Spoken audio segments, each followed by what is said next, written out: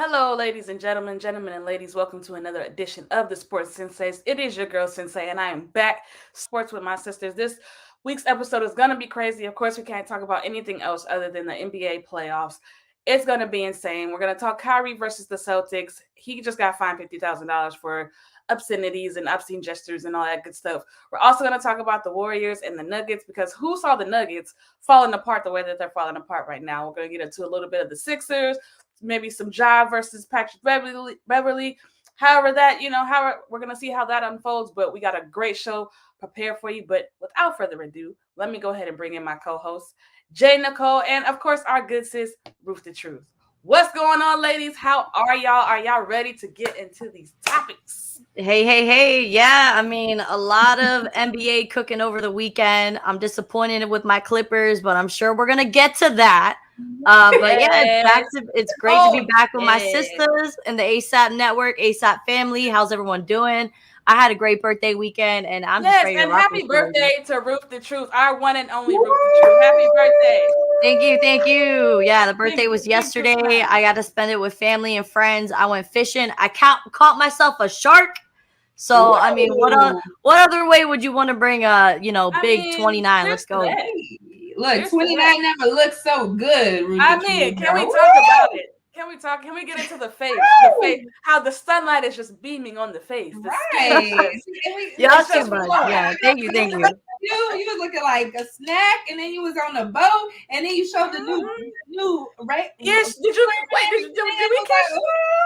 catch the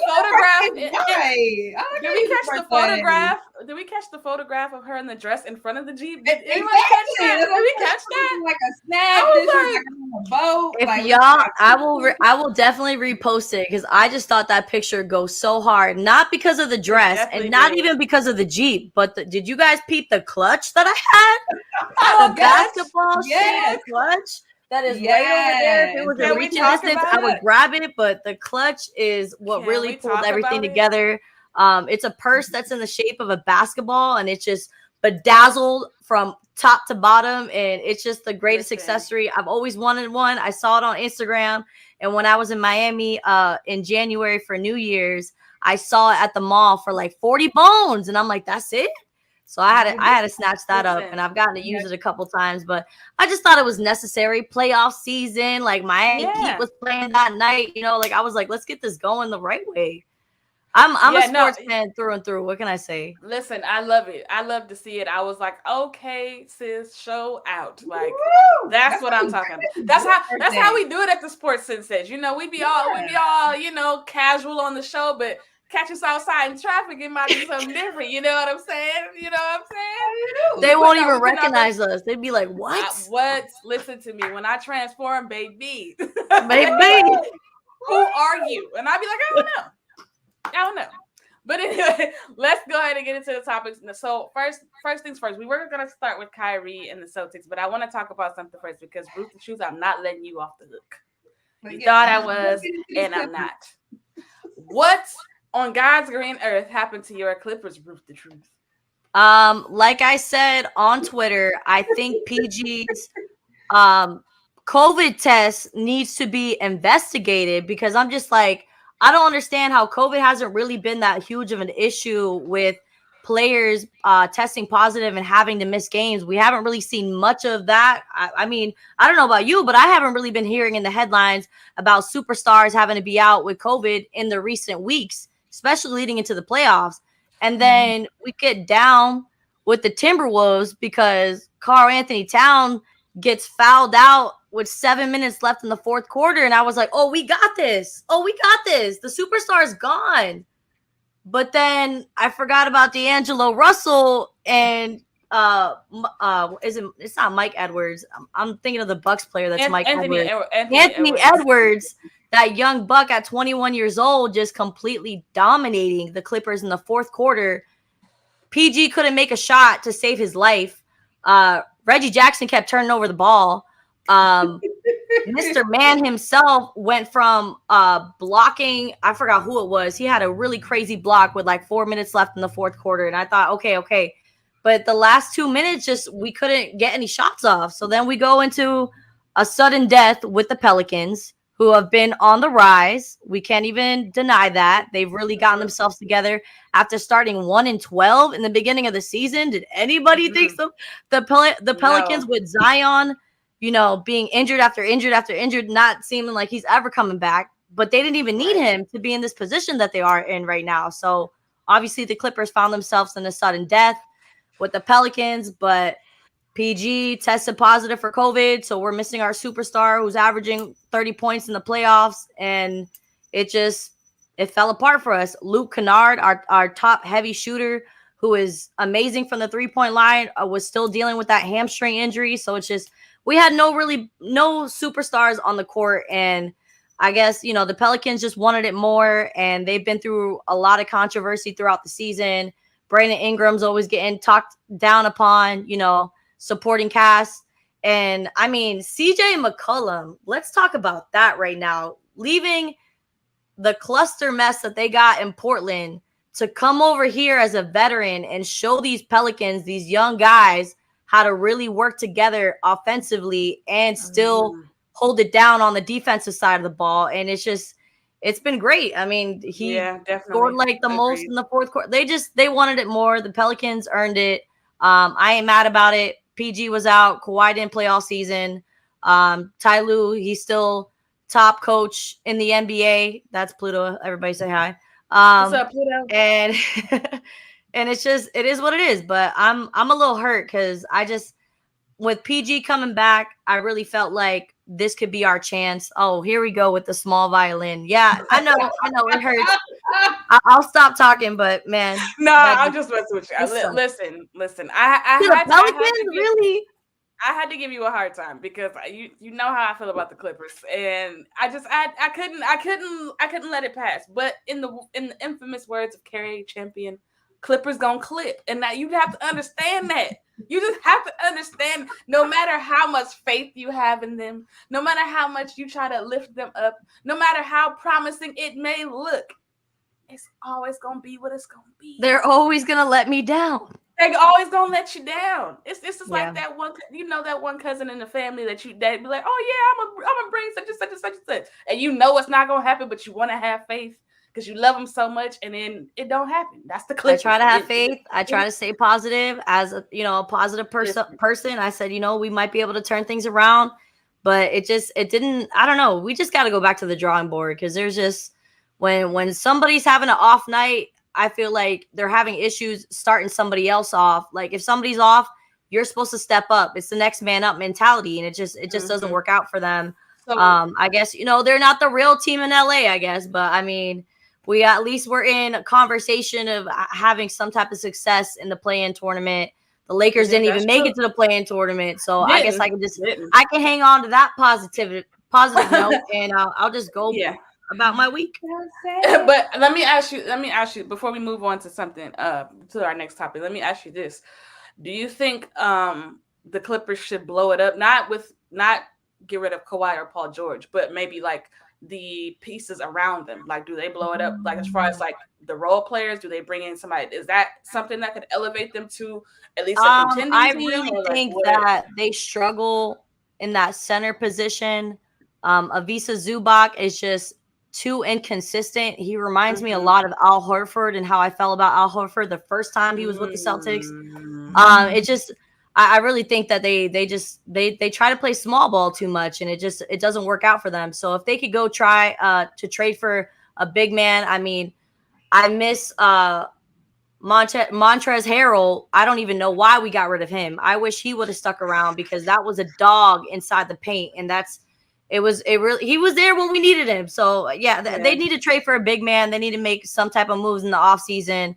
Let's see how their draft goes next season. But yeah, I mean, they definitely came up short with the big name of the Clippers, Jerry West being the owner and all that.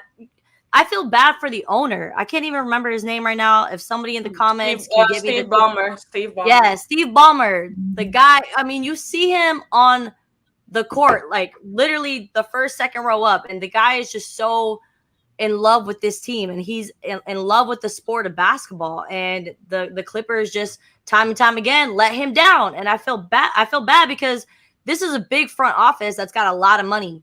they spend a lot of money on these players. They spend a lot of money on this organization and this roster. And for them to come up short each and every time, I feel bad for, Mr. Bonger himself, because it's just, that's why he's losing all that hair. The Clippers have just been clipping away at them hair for a long time. Clippers gonna clip. But all right, I love that. I've never heard that. Clippers gonna clip, but that's exactly what happened. Carrie Champion coined the phrase. I believe she might have still. Do you know Carrie Champion is who influenced me to get into sports broadcasting? I owe it all to that woman. Coast to Coast was my jam. She's everything. I live for Carrie Champion. She's everything. But yeah, no, I believe she coined the phrase when she was on First Take, if I'm not mistaken. And I forgot what playoff year it was for the Clippers, but probably one of the Doc Rivers years when we still have Blake Griffin, but he would always get hurt and he would be unavailable late in the playoffs, and they would just. I was trying to see around that time. CJ, I was trying not to go there. I was trying to, weasel around it, but hey, it was one of those ones where they flamed out. I'm sorry, I'm not even trying to be funny this time. This is just real facts. But they flamed out, and then because she's a Lakers fan, obviously an avid Lakers fan. And she just was like, Clippers gonna clip, and I was like, wow, that's amazing, like that's incredible. And so every time I describe that team, I have to say it because it's just so good. And then on top of that, I'm a Dallas Cowboys fan. Do I just like getting hurt? I don't even. What is wrong with me? You are strong, sis. You are a strong individual. What's your baseball team? Is your baseball team there? So my first time going to a baseball game was a Rays game, because obviously growing up in Florida, being in Orlando, now living in Tampa, and I just really like the roster that they've created, their consistency that they've created here in Tampa. So I'm a Rays fan, but my dad really liked the Yankees. Obviously, that's why he called me Baby Ruth all the time, Babe Ruth. So my dad was a Yankees fan, so. But I honestly, I can't really stand any New York team. So I was like, Pop, I'm going to let y'all hold that one down, because I don't know if I can float that boat. I'm going to stay down here in Florida and, hang on to my Stingrays. They used to be called the Stingrays. And yeah, so yeah, I guess my baseball team is legit. You good there? That's not bad. I mean, you gotta make some better decisions though, sis, because it's giving heartbreak. It's giving heartbreak. I mean, maybe get yourself like a West. So you have your Western Conference Clippers, and get your Eastern Conference team, and then this is what I do, right? But the then, NFC team, the AFC team, like your backups here. Can you do something like that? That way you have some hope, because the Cowboys, my NFC team. When I moved to Texas, I was like, you know what? I can't root against the Cowboys. I'm gonna go ahead. I know where I live, but man, it's rough, man. It's really so rough. Like, you have no idea. Listen, praying for you. Honestly, praying for you. But anyway, so let's go ahead and move on to our next topic. So let's talk about more NBA stuff, of course. Kyrie Irving. One of my favorite people in the world to talk about. Hey, Jay Guerrero. So Kyrie Irving, obviously, we all know that they are in the series, currently locked in a series with the Celtics. They had game one a couple days ago at Boston. Jason Tatum ended up hitting the game-winning layup, but that's not even really the story. The story is Kyrie Irving versus the Celtics fans. Now, there's obviously we know the Celtics. At least we've heard that the Celtics fans can be. What's a kind word? Boston fans in general. Yeah, there you go. So they can be. We'll say passionate. We'll pass it off as passionate. They can be passionate. They can be, very rowdy, very excited, very, what I'm saying. They don't mince words when it comes to the opposing teams that come into the TD Garden. Now, we all know Kyrie's history with the Celtics. Obviously, he ended up getting traded to Brooklyn. Some things came out as far as how that relationship ended. So Celtics fans hate him. Yeah, so there's no love lost on either side as far as with the fans or with Kyrie as well. Now, the story is obviously Kyrie was caught on camera flicking off the Celtics fans multiple times, as well as in the press conference that they had after the game. He mentioned some of the things that were said to him and as to why he reacted the way that he did. So I'll start it with this. is there does the NBA need to basically implement a policy to where the fans are not allowed to cross these certain lines, because it gets kind of tricky when it comes to situations like these, because granted, you don't want, somebody representing the brand by, flicking fans off. Like, that's not professional. But at the same time, I can't all the way be mad at him, because it's like, if you were on, first of all, if they were on the street, you wouldn't say these things to Kyrie to his face. Let's just keep it all the way honest. Second of all, how much is he supposed to take? You know what I'm saying? Like, how much is it he's supposed to just endure before he's allowed to express himself, or he's not getting fined? So, like, what? I mean, I don't know. Like, what are your guys' thoughts about that? Jay, you take this one first. I'll go after. Jay, you start. Well, you know how Kyrie. We know Kyrie is Jay's favorite person. Hey, Celtics fans, send him all the explicitives, everything you want to say to him, because when he was in Boston, who was he? Who did he even play? Was he always hurt? He didn't do nothing for y'all. I mean, I'm not mad at it. A little trash talk. This is part of let me say, part of the game. Like, fans are gonna be explicit, and what you said, Sensei, hey, on the street, you really gonna come in my face? But people feel bossy. Like, I'm in the crowd, you over here, you used to play for us, you didn't do ish for us. Let me make sure my language is okay. And they mad. Then you came in here, you gonna score 39 points on us, but cool, we still got the win. You know what? I'm not mad at the Celtics fans. I'm really not. You know how I feel about Kyrie. I don't know if I can say a positive thing about him, except like, good job for scoring 39 points and still showing us you have some primitive skills. I always will give him that. I will give him that. But like, this is part of the game. The fans talk shit, right? Yeah. But you, unfortunately, as the NBA player, as a professional that's getting paid millions and millions and millions of dollars, you gotta hold your tongue, bro. Like, this ain't nothing new. This is nothing new at all. Like, I don't know. I mean, again, but the chip on your shoulder, you played in Boston, so you feel a little extra. Let me do this, and that. But, bro, you get paid millions of dollars. This is what happens. Suck it up. You played there. You didn't do nothing for them, so they're really mad at you, and just live with it. Why are you going to get yourself fined for nothing? Let your game do the talking. Leave it all on the court. With 39 points, you did. Y'all just fell asleep on defense in them last 5, 4, 3, 2, 1 seconds. It just let Tatum hit that shot. But that's how you get them. Play lights out like you did, and go ahead and go back into the Garden, play lights out again, and get the win this time, and then that'll, you know what I'm saying? Like, but bro, you this is part of the game. I mean, as long as nothing gets as crazy as, I mean, I think my craziest fight that I saw was it going back to the Indiana Pacers and then jumping in the stands and all of that crazy stuff. Of course, we never want to see anything like that. We've seen fans though get tossed out now, right? Talking to LeBron, talking to Russ, a couple different things, right? Get tossed out. So I guess if it's in the game, you let the ref know, right? Like, hey, bro, they really said some real false stuff. They can be escorted out. So, I mean, that has been happening as well. So I don't know, how close it was to him or whatever you heard. If in that moment he could have been like, yo, ref, this dude said something real crazy. Because fans been saying some stuff like, I hope your family dies, and just real out of pocket stuff that's not okay. So at that point he heard something super crazy. Yes, hey, ref, boom, let's get this person out here because they're really talking crazy. But let's not act like this is not part of the game, and that the Boston Celtics fans are not truly, deeply, madly upset with you for being a trash player that you were and the way you left. So they really got it in for you. And so just accept it. Don't be stupid. Get yourself fined. It's not worth it. Roof the truth. What you got for me? All of those things that Janae and Nicole just implemented is all facts. You get paid millions of dollars. This comes with the territory. This comes with your job description. You should be used to it by now. But I think at this point in Kyrie's career, I think he really doesn't care. I know that he knows that he's going to be reprimanded and held responsible for how he lashes back out at these Celtics fans.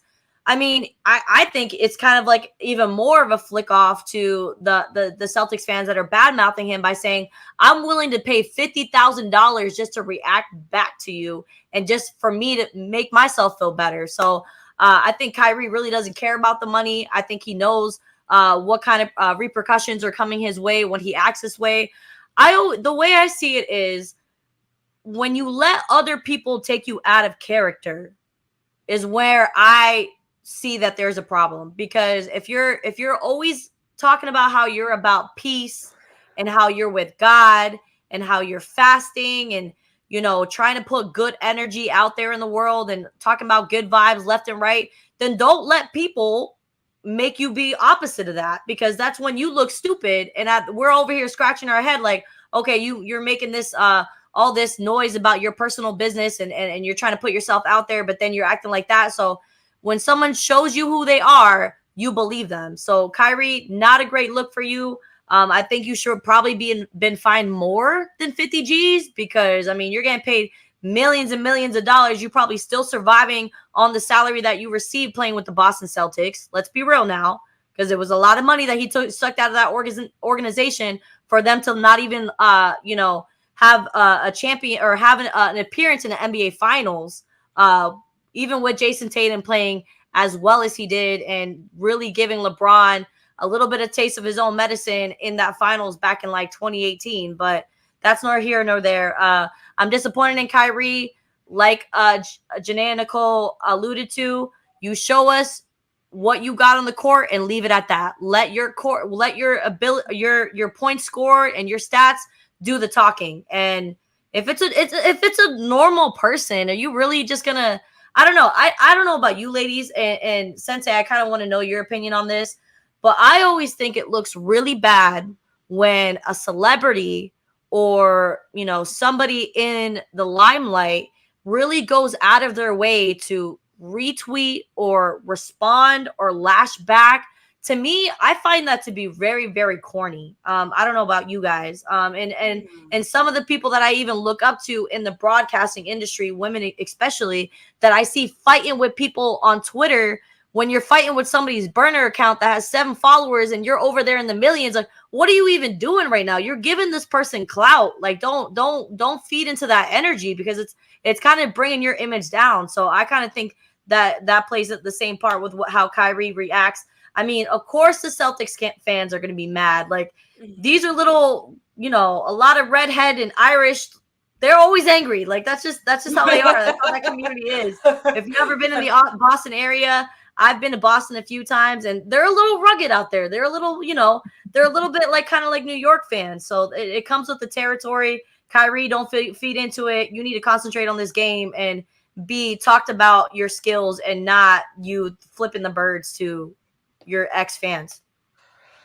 Yeah, I'm kind of in the middle on this, because in a sense I agree with you guys. I do think he should be the bigger man or bigger person, or however you want to put that. But at the same time, the thing that people don't, or maybe they just forget or don't realize, is that at the end of the day, yes, he's a celebrity. Yes, he's somebody that makes millions of dollars.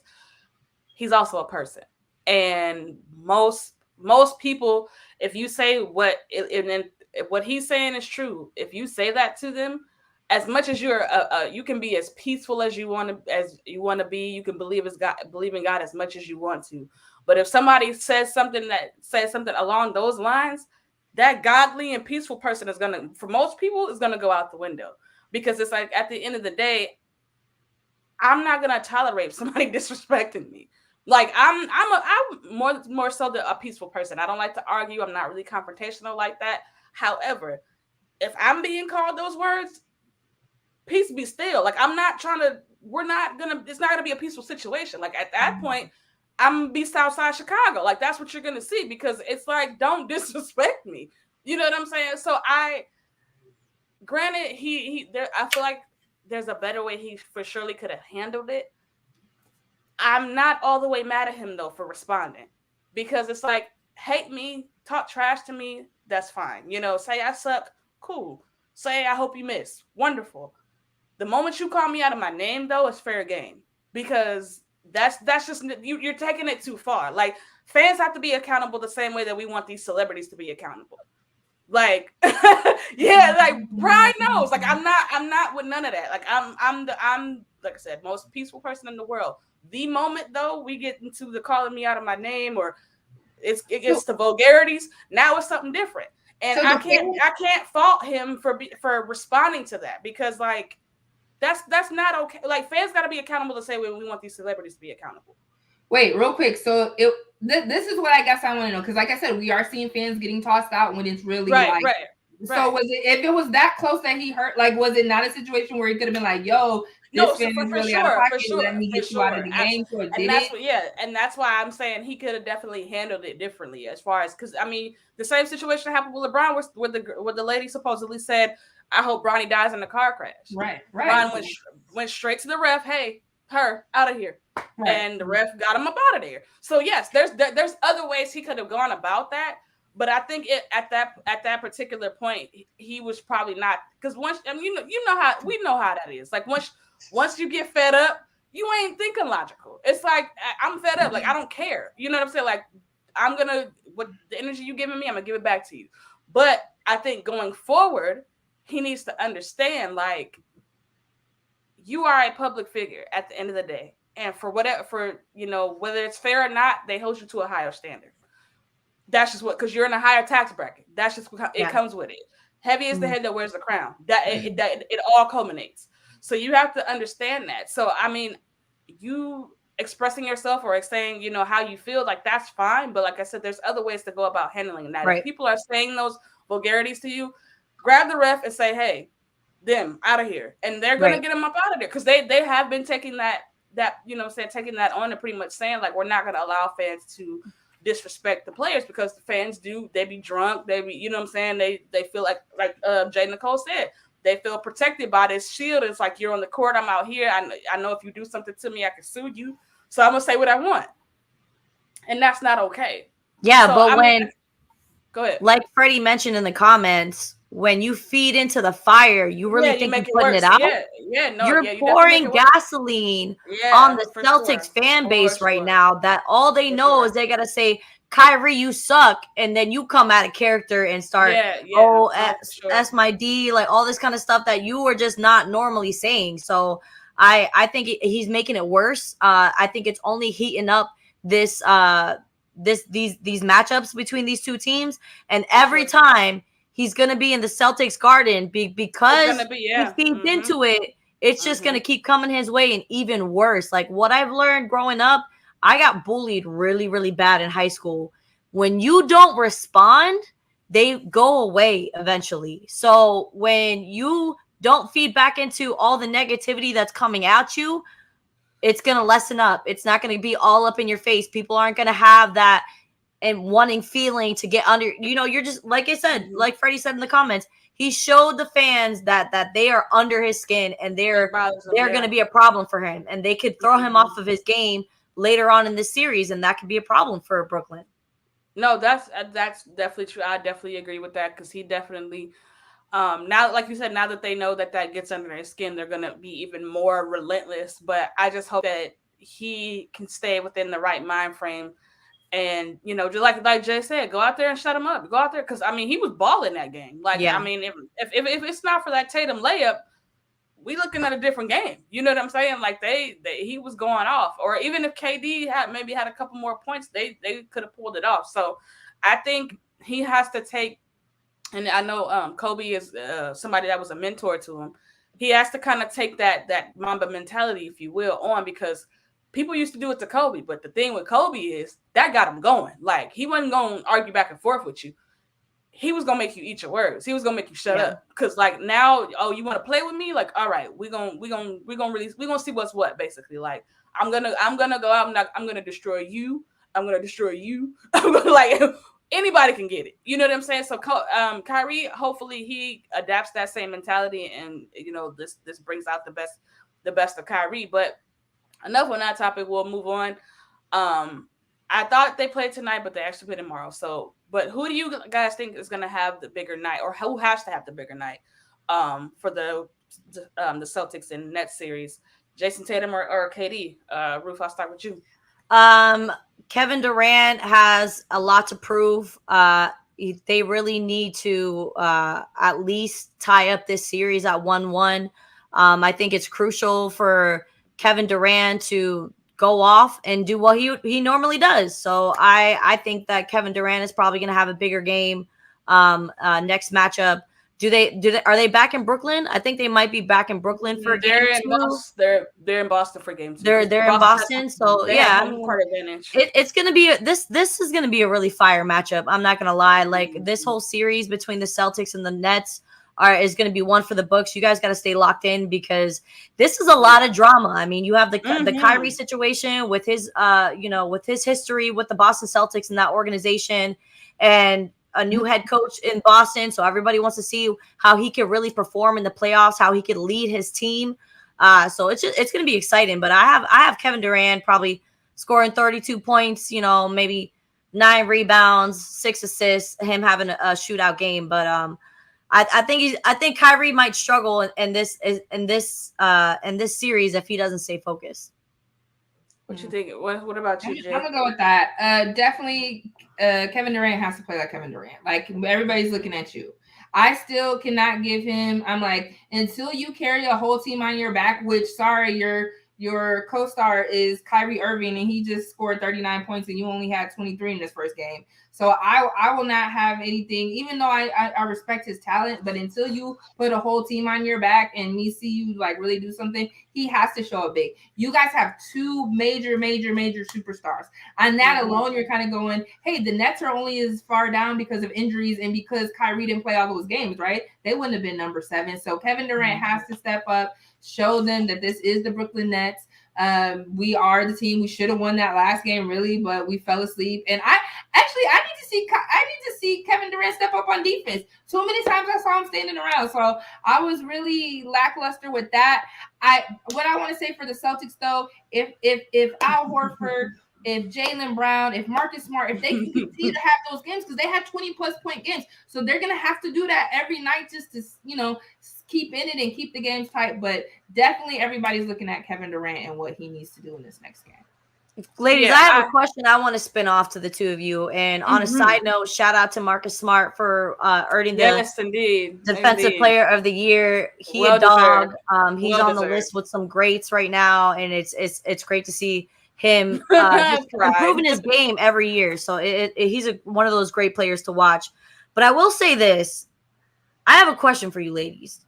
Do you think Kyrie thinks the Nets are his team, or do you think KD thinks the Nets are his team? Because if you take it back to the last year with the Bucks knocking out the Nets and Kyrie not being there because he was hurt, do you think that Kyrie has that mentality where it's like, this team's not going nowhere without me, like they need me, and Kevin Durant can't do it on his own, even when he had James Harden? Yeah, I think so. I truly think that Kyrie, because the thing of it is, in Kyrie's mind, he is Kevin Durant. Basically, like in his mind, and I'm being totally serious. Like I think they had if I remember correctly, they had like an Instagram live together, like the two of them. And he even, like, in so many words alluded to that. And that's why I say that, because he was just like, basically like, in my mind, like, I'm getting to a spot, I'm pulling up and I'm taking the shot. So in his head, he's like, he's the, you know what I'm saying? Like, he's the guy. Like, even when he played with LeBron, that's why they ended up falling apart. It's because he felt like he was on the same level as LeBron. Like, basically, I'm you. And like, you can't do it without me. So, you know what I'm saying? That's why he felt like he wielded the power, which is why that Cleveland situation went the way that it did. But yeah, and absolutely, in his mind, he feels like he's right there. And I mean, he's offensively gifted out of this world, but he ain't no damn KD. Like, yeah. But I think he does think that. But go ahead, Jay. I feel like, here's the thing. We already know, and yes, Kyrie did play with LeBron, but we saw Kevin Durant go to a 73-9 team. So he knows how to play with superstars and still be the MVP on that 73-9 championship team twice, right? So I think he's like, go ahead, Kyrie, take over, do your thing, because I'm going to get mine. Because I know what to do. Go ahead. You want to take the lead tonight? Cool, I'm going to get mine. Now, I needed to get a little bit more in this game, but in this last game, so I'm going to step it up. But, like, I'm going to go ahead and let you do you, because I'm used to playing with shooters. Steph is the greatest shooter, right? And so he was like, cool, I'm going to go in and get mine, though. So I'm like, I think he's like, go ahead, Kyrie, let you do this. You want to take it over. If you, again, that chip on his shoulder from not being top 75, feeling like, hey, I got to do this. I got to prove I didn't play like half the season. You know what I'm saying? So I think he is out here like the chips on his shoulder. Like, I got to show you I'm the team lead. At the end of the day, your co-star, if you want to say that, is Kevin Durant. And your co-star before was LeBron. You know what I mean? If you think you're on the level, like, but go ahead and do what you do. I think it's definitely, we've questioned him all season. Does he even care about basketball? So go ahead. Let's show up and show out and show us what you need to do. But I think he definitely has that mentality. That and him and Katie are friends, right? So it's love there, but you and I are equal. And of course, I can look to you. And this is the first time I got a teammate where I know if I pass, how I still ever since you said that, I'm like, really gonna do LeBron like that? But I definitely think he thinks this equals. But this is his team, and he could take the lead when he wants. And I feel like, again, the chip is on his shoulder right now, so he's really going to take the lead. And he's really going to show out, and he's really, even though he might feel like, oh, okay, me and Kevin, we're equals, and we the two superstars. Last year, Harden was kind of hobbly and hurt too. So, but again, I didn't see Kevin Durant put it up the team on his shoulders. And yeah, if his shoe size was a little bit smaller, but either way, like, I think Kyrie is like, he's focused, he's locked in. He's like, look, we're coming for this. This chip's on his shoulder. This is my team. I'm about to take y'all to the promised land. Yeah. No, for sure. But so off of that, we're gonna move on to the Grizzlies versus the Timberwolves. And I brought this up for a specific reason, or I brought this as a topic for a specific reason, because now I think we all expect Memphis to win this series, right? But as we saw in Game 1, Minnesota won Game 1. They didn't come in there scared. They came in there definitely ready to play. But it's been getting a little chippy back and forth between both teams. Now, the Memphis Grizzlies have been talking match to everybody, literally. Like, they've been trash talking the entire league all season. And the Timberwolves are led by Patrick Beverley, which we all know he's quite the character. It's somebody who thrives off of that energy and that trash talk and things of that nature. So I think it was yesterday, as a matter of fact. Ja Morant posted a clip from The Last Dance when Michael Jordan had the cigarette, not the cigarette, but the cigar in his mouth and the baseball bat. And he was just like, yeah, like, we lost one game, but, let's, anybody could talk trash after winning one game, but let's see when it's 0-0, let's see, pretty much let's see if they're still talking trash. So do you think this is a good move by Ja, or is this something that maybe he should have kept in the tuck until they win, or until they even the series? Like, what are your thoughts, ladies?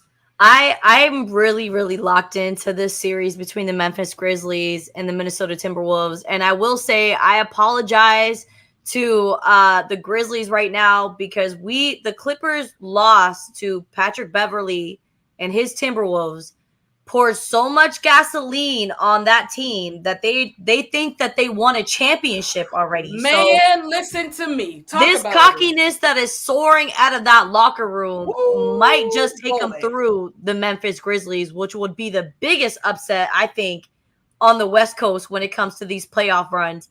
The Timberwolves they are locking in all the right times, and they're realizing that they could do they could go to a whole new level without having their superstar Karl Anthony Towns on the floor. So that gives them so much confidence that I'm worried about the Grizzlies right now. I love Ja Morant, how I posted a clip on my Instagram. Follow me, Root the Truth 1 on Instagram. But I posted a clip of Ja Morant, and he was talking about how he doesn't let the media and the hoopla and everything that's being said punk his team out, because they have so much confidence, and they're gonna come to whatever opponent comes their way. They're not letting themselves get punked out. And I think they might have met their match with the Timberwolves, just because they're clicking on all cylinders, all in the right time. I'm not going to give up on the Grizzlies just yet, but this is going to a Game 7 series for sure. It's going to come out. It's going to come down to whoever superstar shows up late in the series. It's going to be exciting. A lot of young talent on both rosters. So it just kind of gets me excited to see the direction of where the NBA is going to go with all these young guys, and how they're, getting to this next level, and it's really exciting to watch. I got the Grizzlies tying it up 1-1, but I know Minnesota's going to give them a big run for their money. Yes, sir. Skates. Jay, Nicole, what you think? I mean, I really want to go with is it Riley Valdez? It just went from being call him Pride. Everybody calls him Pride. Just call him Pride. Pride. Okay, Pride. I really want to go with that. I want to be like, it just went from 4-0 to 4-1. And Patrick Beverly flexed like he looks ugly. I love this. I love it. Yo, he had the ugly cry going on and everything, and I'm like, I cannot wait for that to be a meme. When he jumped on the scorer's table, I said, this man has lost his mind. But he is a true West Side Chicago individual. And if you've ever been to Chicago, you know exactly what I mean by that. Jay, you laughing because you know it's true. I know it's true. But I'm like, man, he like an ant that he like a fly that's like in your face and you be swallowed, like just go away. And that is how West Side Chicago men are. They are like flies. They just be in your way, on your nerves. Who got the fly swatter? Go ahead. Patrick Beverly. When I saw did you guys ever see the video of him training on the beach in Tim's? No. I said this man has lost in on Tim's. sand. On sand. I said this man is asinine. Like he hadn't got his toes done in a really long time, so he wasn't trying to expose himself like that because he's a basketball player. Then paparazzi's gonna be out there zooming in, doing some Photoshop. Like he knew what was coming, so he had to keep the Timbs on. Man, dude, I was I mean, although it's great to see the Timberwolves doing what they're doing. I'm not convinced. I'm like, this is still the Memphis Grizzlies. This is still Ja Morant's team. Everybody can lose one game, right? Until they're like, oh, I guess we got to play a little harder because these Timberwolves actually think they're doing something. I mean, I really just think that's what it was. If it goes to 6 or 7 games, to be honest, I will be absolutely shocked. And it's not that I don't think the Timberwolves are a good team. I'm seeing what they're doing. I'm seeing their talent. I like it. I'm a fan of Carl Anthony. Yeah, I am, but I just don't. You know what I mean? You want to. You saw him making out with Jordan Woods on the court side after they won that game with the Clippers. I'm like, what are you doing? Get a room. Y'all don't gotta do all that on the side of the man. Sit down. First of all, right? But her outfit was fly though. She had win a series first, and then come and talk to me. Win a series, and then we could talk. But I just I think the Grizzlies oh. We actually got to play harder now. Okay. We didn't really know, but now we know. But thank you for letting us know we got to play a little bit. Okay. Let me go ahead and I really think that's what it is. So sure. I see the Grizzlies just washing them. Like, all right, cool. We'll let you get this one, but let me show you what it really is. And hopefully 4-1, maybe at the most 4-2. Yeah, I agree. I think Memphis needed that game because, like I said, they've been trash talking pretty much everybody all year, and they were off for 8 or 9 days. They were off for a good minute, so they hadn't played in a while. So they probably just thought, we're gonna just walk in and just crush them. And they needed that wake up game to be like, all right, we gotta lock in for real. We gotta be serious. I do think that Memphis ends up winning this series. However, game 2 is a must win for them. It is. It's a must win for them because if you go to Minnesota down 0-2, it's gonna be scary hours. It might get ugly. So the Minnesota fans are loud. Yeah, and not only that, but Patrick Beverly, he feeds off of that. Can you imagine Memphis going into the Timberwolves down 0-2? Can you think about how they won't come back from that. They just won't. Yeah. So as much as I said, I believe in this team. I think that they're obviously the better team, but game 2 is a must win for them. They have to win game 2 because if they do not win game 2, they might lose this series.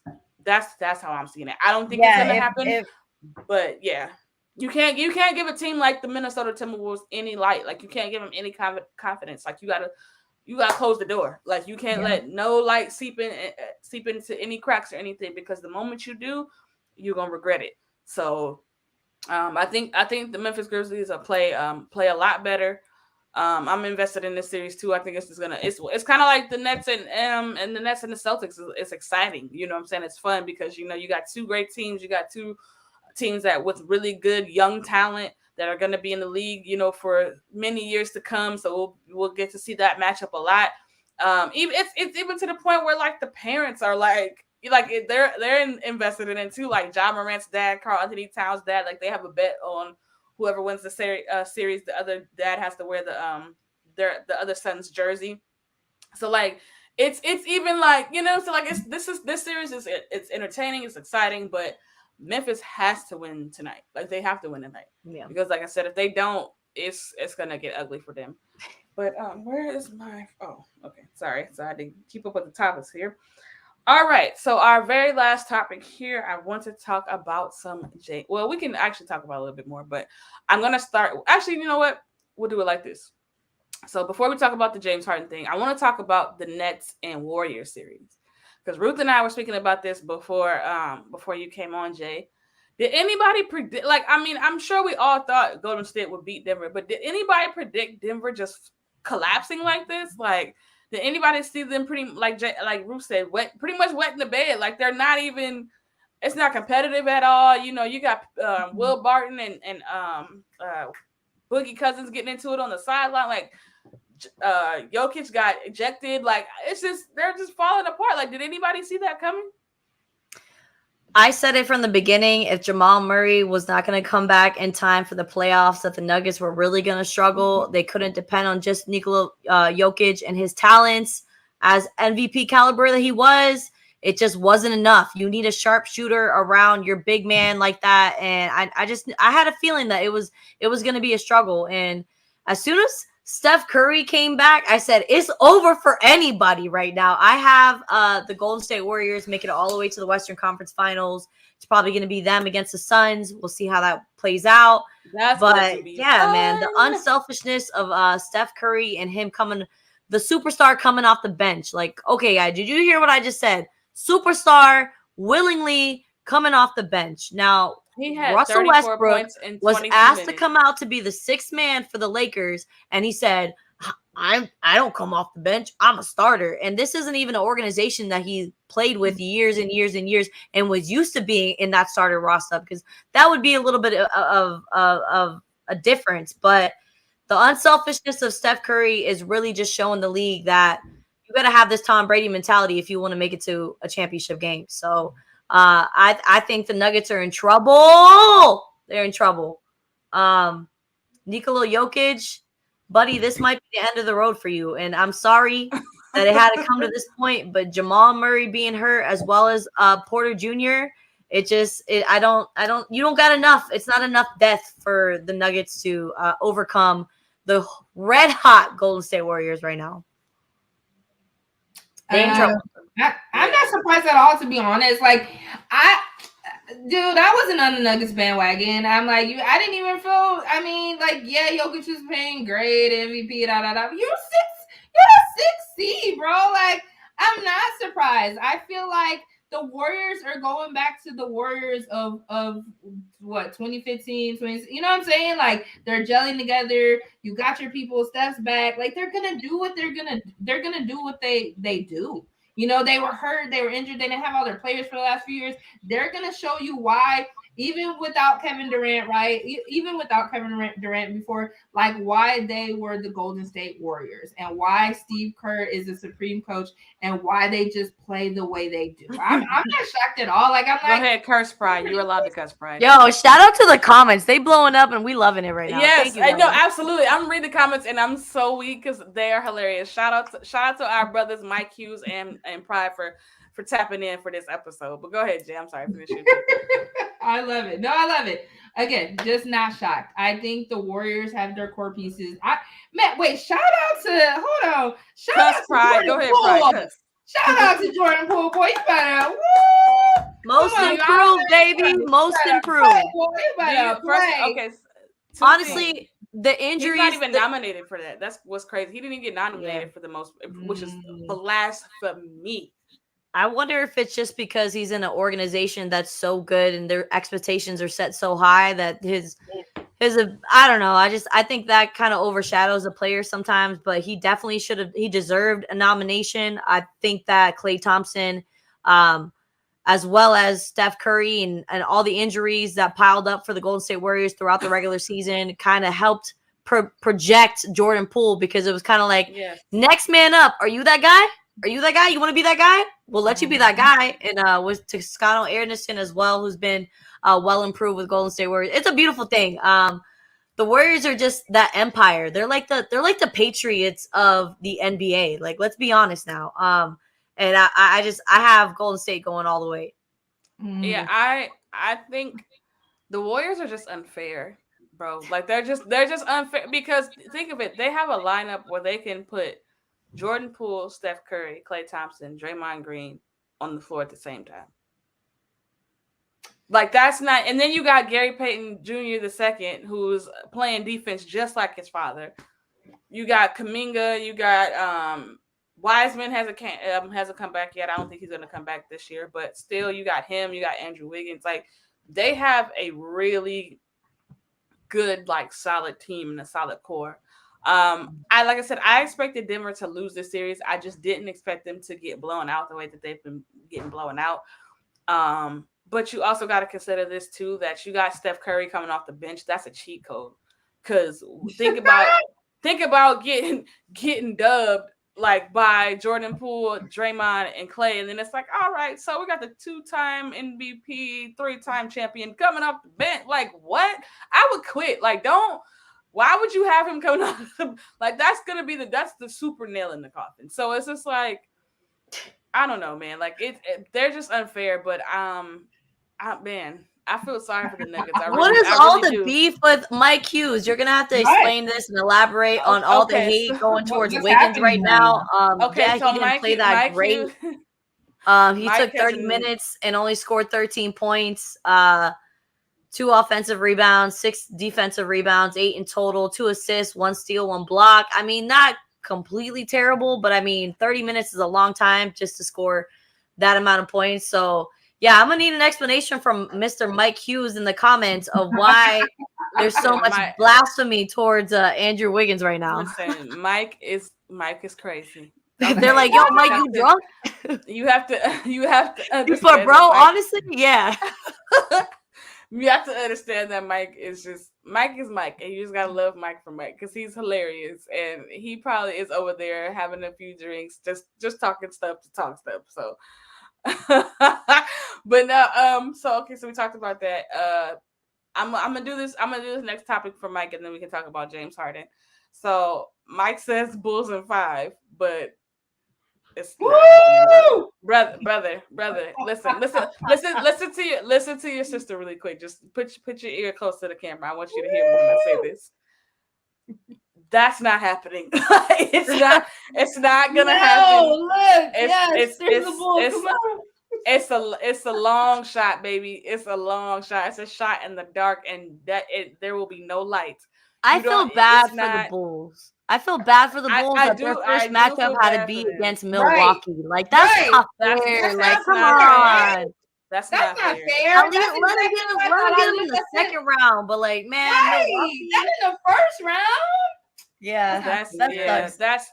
I feel for the Bulls. I definitely in the beginning of the season, when I saw all the roster changes that they make and signing DeMar DeRozan, bringing Alex Caruso, having Lonzo Ball, which unfortunately he was out for most of the season. I really had high expectations for the Chicago Bulls. I wanted them to go deep in the playoffs, and it's just very unfortunate that they're running into Giannis Antetokounmpo in the very first round of the playoffs, because that is just bad luck. Better next year, though. It is. Like, it's so unfair, because they haven't been in the playoffs in a really long time. They haven't had a team that they can really believe in and kind of get behind in a really long time. So I was happy for the city to see that they finally, kind of were back in the swing of things. But to go against Milwaukee, like, that's just brutal. And it's like, they played their very best game that they could possibly play and still lost. What did we say yesterday? That is a moral victory for them, definitely. But it's still gonna be like a 5-game series. They might still win at home, but Milwaukee's not gonna play that bad again. Because to be honest, Milwaukee didn't play a great game in that game one, and I think it's kind of the same thing with the Memphis Grizzlies. It's kind of like they were off for a really long time. You know what I'm saying? So they were probably kind of a little bit rusty. They got a lot of rest, and like basketball is all about repetition. Like so, the more consistent you are, the more that you're at it. You know, the better it is for you. And when you kind of take a break and you jump back into it, you can things like what happened is going to happen, but that's not going to happen again. Like Milwaukee's not going to play that bad again. And that was your best chance to steal one, and you still didn't do it. You didn't get it done. So it's I'm sorry, Mike. I love you so much, but it's not gonna happen, baby. It's not gonna. And it's sad because we know that Alana had got a little crush on Zach LaVine, so she'd love to be seeing Poppy on the TV all throughout the playoffs. It's unfortunate that the Bucks are going to be the ones that put a stamp on that. Love it. Definitely love seeing my little light skinned Zaddy, but it's not gonna get past this first round, and that's just what it is. I'm sorry, it's not gonna happen. It's not my fault. I didn't do it. But anyway, I want to kind of moving on from that. I want to talk about James Harden. Now, we all know that James Harden in the playoffs has not fared well. We'll say that it hasn't fared well. So in this playoff series, sorry, excuse me, the first two games, kind of the same thing, same story. He hasn't really played well. Really the latter half of the season, he hasn't played well for the Sixers at all. To be honest, he hasn't been the James Harden that we've seen when he first got to Brooklyn or when he was in Houston. So. Is this just what James Harden career is going to be like? Is this just what it's going to be there to where he's just going to have great regular seasons and burn out in the playoffs? Or what do you think is, I'll say this. What do you think is going on with James Harden? Like, what is the problem that he's having? I think this late in the season, I think James Harden might be playing too many minutes, and that's what's affecting his game. I'm not saying for him to come off the bench, but I think that Doc Rivers needs to limit his minutes on the floor because he's just way more productive when he's not playing 40 minutes in a game. I think James Harden gets burnt out at the end of the season from all the triple doubles and all the stats that he likes to pile up in the regular season. I mean, that really just wears on your body. It's not easy. These professionals are professionals for a reason. Like it's not easy to do this job. I feel bad for James Harden. I love the whole Joel Embiid and James Harden mix up. But I think that, I have them beating the Raptors no problem in this series, but I don't know if they have what it takes to make it all the way to an Eastern Conference final. As much as I love Joel Embiid and Doc Rivers, I think they run into some problems, and a lot of that problems is going to stem from James Harden and his productivity and how it's going to be more longevity than just one game at a time. Yeah, I think the same thing. But I just think that I don't know if James Harden is as invested in being great as the other great players. And what I mean by that is because being a great player, there's a lot of requirements. And there's a lot of hard working, like extra attention to detail and extra attention to how your physical shape is, and like your durability and things of that nature. And I just don't know if James Harden focuses on those things as much as other superstars do, like the Steph Currys, like the LeBrons, the KDs, even Kyrie, like like the people like that. I don't think that he has the same dedication to the craft that those guys do, because it shows in these moments, in these playoff moments, when you need him to be the James Harden that people are accustomed to. It never quite curls over. Like he never like meets that. It's always levels and levels below what we're used to seeing of him in the regular season. Like I said, we've seen the triple doubles, we've seen the 50 to 60 point games, we've seen him play out of his mind in the regular season. We've never seen, him take over a playoff series or be the reason why his team elevates to another level in the playoffs in those critical moments.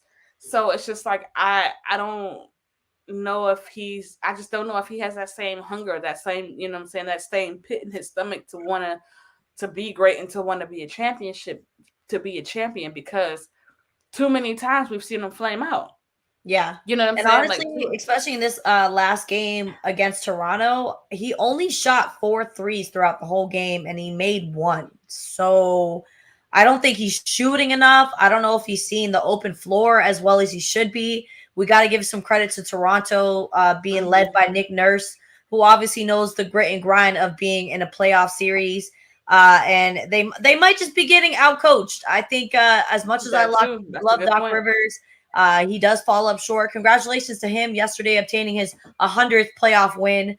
He's on a very short list of NBA coaches that could say that they won 100 playoff games in their career, and I'm sure there's many more to come after for Doc Rivers. But they fall short, and I really think it has to do with the time management of his roster. I think that could definitely be an improvement. I was a little annoyed that they were up as much as they were, and Joel Embiid and James Harden were still on the floor. And I'm just like, all right, you're up by 18. There's 4 minutes left. Why are your superstars still on the floor? Like that, I don't know if it comes down to you letting the player dictate whether or not they come. But I don't know. I just found that a little bit weird. Jay, I don't know about you, but I just think Joel Embiid and James Harden had no business being on the floor with the lead that they had over Toronto late in the fourth quarter. Yeah, I mean, clearly, and although I love my Toronto Raptors because Drake's their number one fan, and I love Drake. Drake my future husband, but he don't know it yet.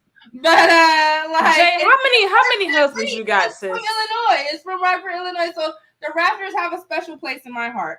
But we know what's gonna happen. But yeah, why keep them in the game when it's over? It's over. It's over. Okay, let them score a little bit more points. And it wasn't even like they were in the game going off. Like they were in the game dragging their feet, looking tired. So it's like, take them off the floor. Like I was actually getting annoyed, and I was watching the game with a good friend of mine yesterday on my birthday. All I wanted to do was watch basketball all night. That's all I wanted for my birthday. And I got to accomplish that. So, but I was getting real stressed out. I'm like, yo, somebody text Doc. Tell him that he needs to put his glasses on, because I don't know if he realizes that Joel Embiid is still on the floor, being up 18 late in the fourth quarter. Get him the heck out of there. The boy has his hands on his knees, looks out of breath, dripping sweat everywhere. There's no reason why he needs to be getting an early head start and a breather about to talk to the media, because the media wants to talk to him as soon as the game's over. So it's like, I don't know. I was getting kind of annoyed by that. But yeah. Out here just sit down and y'all go win the game. Just chill it out. Yeah, no, I definitely agree. But that's Doc Rivers for you, because that ain't the first time he's done it. Yeah. But yeah, so I mean, I guess I think Philly obviously is gonna squeak this series out. They're gonna end up winning it. They'll probably end up sweeping Toronto. Yeah, they're leading 2-0. I'm not anticipating that it's gonna be a sweep, because I'm pretty sure they're going back to Toronto. Yeah. And that means the 76ers are gonna be missing Tyrese Thybulle, because he never got his second vaccination. Is that still a thing, Matisse Thybulle? And not being able to play in Toronto? I think so. I'm not sure. What is going on? What's all this COVID stuff like creeping back in in the last Ruth wanted to punch Doc Rivers. Yeah, I mean, maybe not punch him, because I got a lot of respect for the man, but I definitely did want to take him by his shoulders and shake him. Like, what are you doing? Like, come on. Get it together. Yeah, get it together. But yeah, I heard a whole bunch of hubbub about Matisse Thybulle not being able to play in Toronto because he never got his second COVID shot. I don't know. I looked into it briefly. Anyone who is not vaccinated cannot. Yeah, well, see, there you go. So that's a problem in Canada.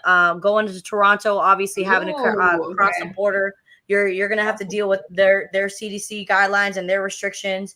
So I mean, I guess Brooklyn's lucky that they ain't facing Toronto right now, because then that'd be a real problem for Kyrie.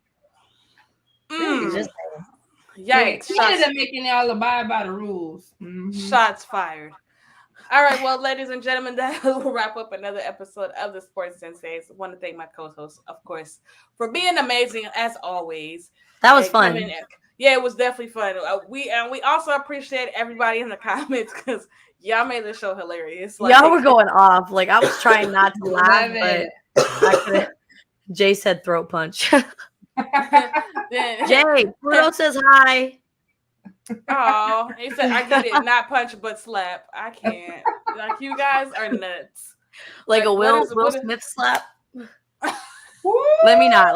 Too soon.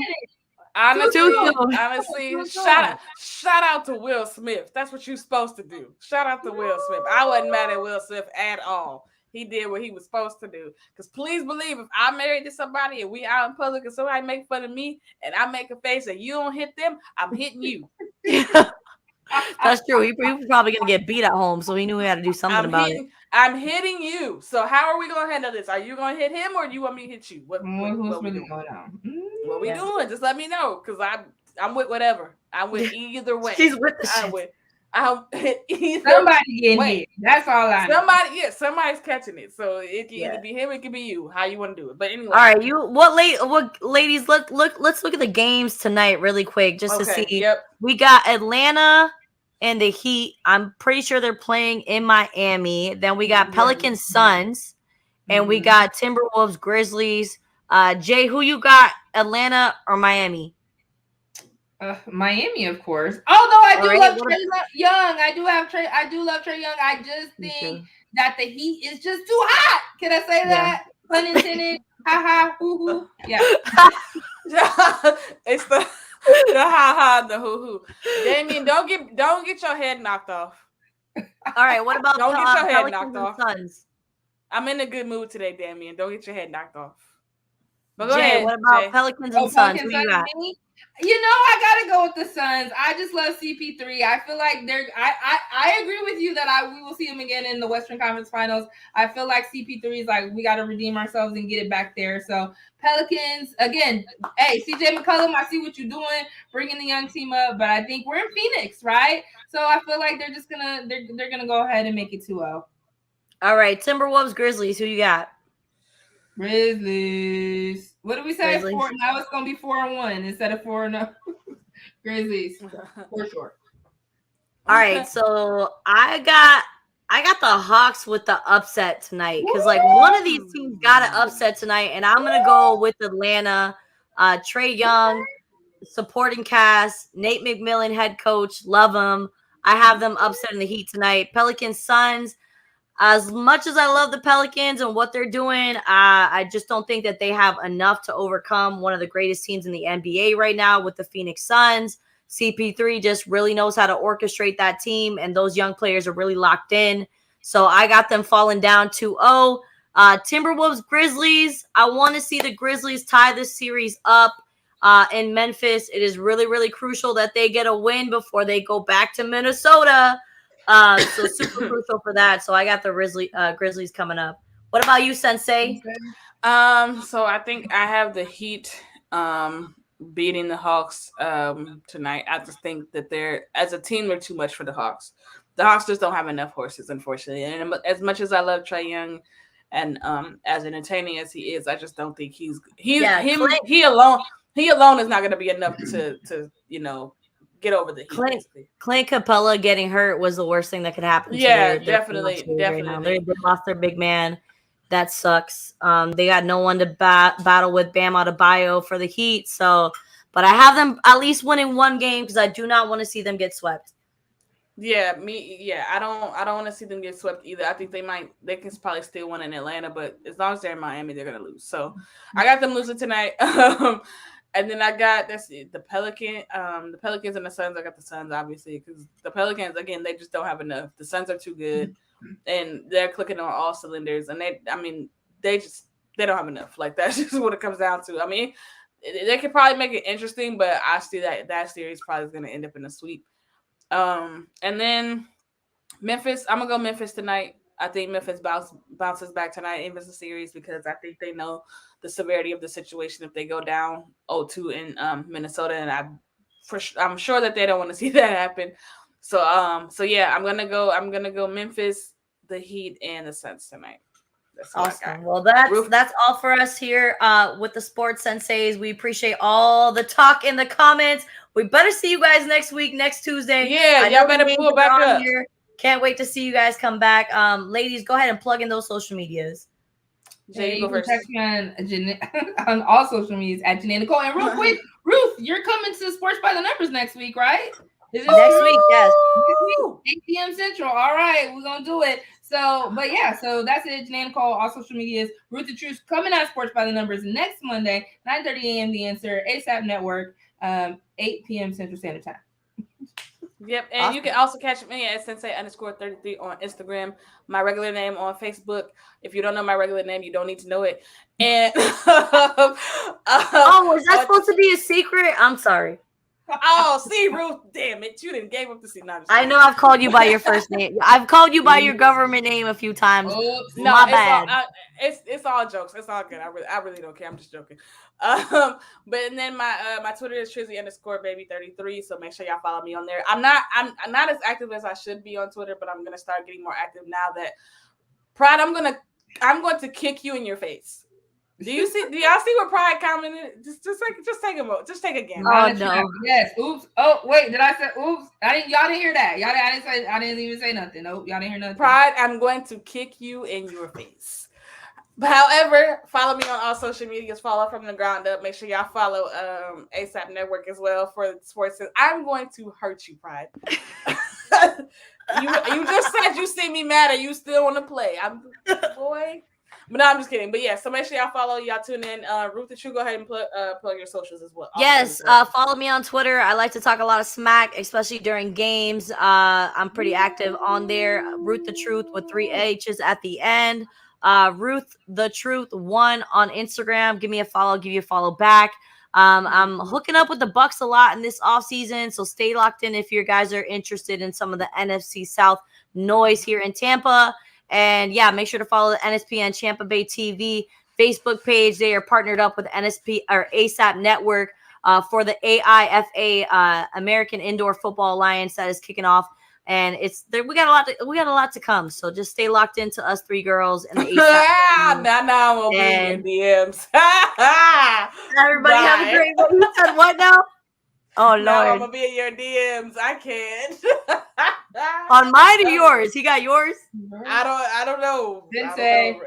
Listen. All right, but that is all for us on the Sports Senseis. We will see you guys next Tuesday at 6 p.m. Eastern Standard Time, 5 p.m. Central Time, and that is all for us, folks.